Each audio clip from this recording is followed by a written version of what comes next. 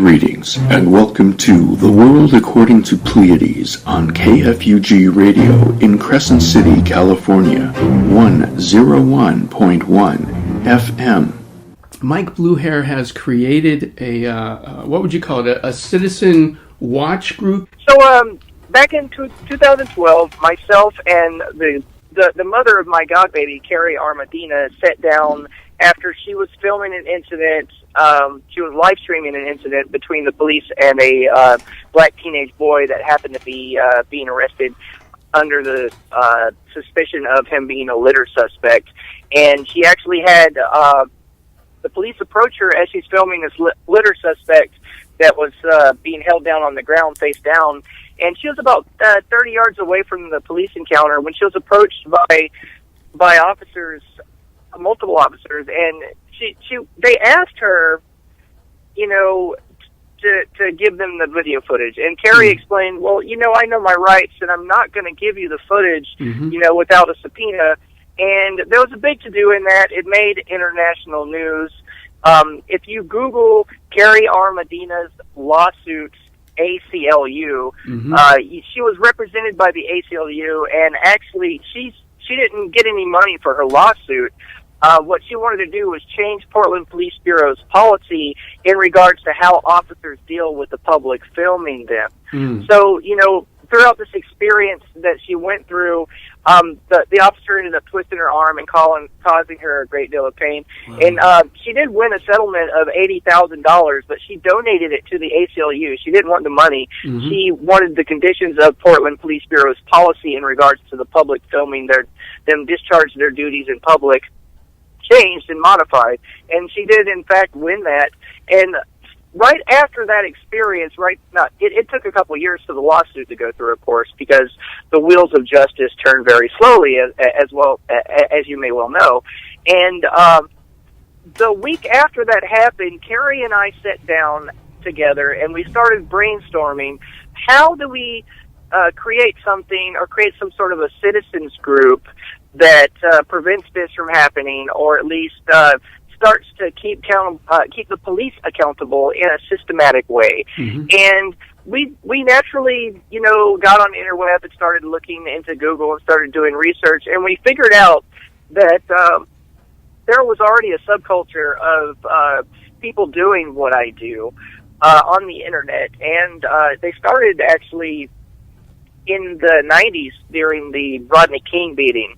Just after the Rodney King, that famous case, it's one of the most famous police beatings ever documented, you started to see these groups of people calling themselves cop watchers popping up in cities all over the country. Mostly the big cities, cities where you have a lot of, a lot of crime condensed in the small areas. So, and these people call themselves cop watchers or cop watch, and there's many derivations of it. And I'm sorry I've gone on ad nauseum, explaining this, but I'm thinking, from the perspective of your listeners that's never heard of, why would someone, follow the police or watch the police? That's kind of weird. So I'm giving background as to, what first brought about these kind of groups. That's fantastic. Thank you. You're welcome. The short version is myself and Carrie founded a group of activists that polices the police. And how we do this is we gather in the groups of twos and go on patrols on the weekends and sometimes during the weekdays. And we actually listen to police scanners, scanner radios. We have scanner apps on our phones. We have scanners in our cars. And we respond to the police calls as if though we were almost embedded with the cops, but we're doing it from the outside perspective. Over the years, I've been doing this for 5 years, many officers know me by first name, they know me by reputation, and they're good with it. A lot of cops understand that there's a great amount of public desire to keep police accountable, and a lot of police actually appreciate what I do. So we go about and patrol the police, and when we hear something on the scanner that we'd like to cover, we go and show up. And then we document the whole police encounter from beginning to end. Everything we see. There's kind of a method to my madness.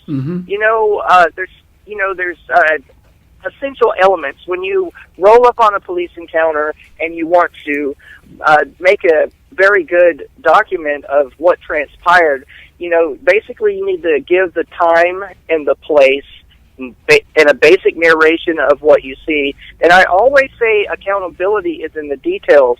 It's very important to,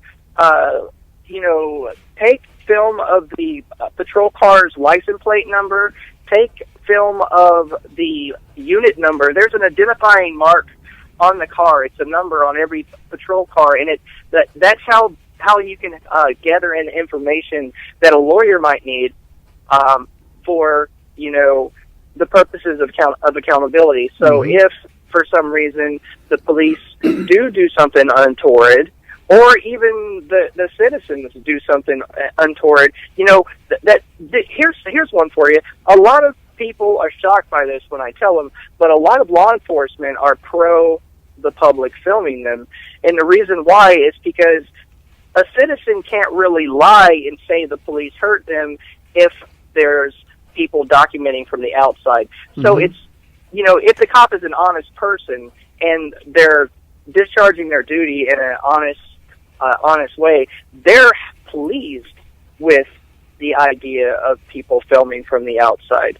So that's it, accountability being in the details. So time, you notate the time, you narrate it onto the video, you say the place where you're at, you do a brief narration of what you're seeing, and then you get all the details you can. Film the license plates, get the officers' badge numbers if you can. But, you have to be really careful. There's a safe way to do cop watching, and then there's a not so safe way to do cop watching.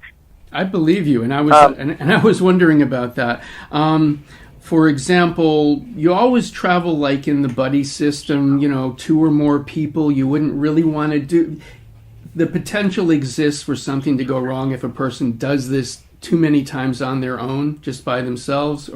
And also, for one thing, you've like created a format, kind of a guide, a step-by-step procedure to actually creating police watch groups.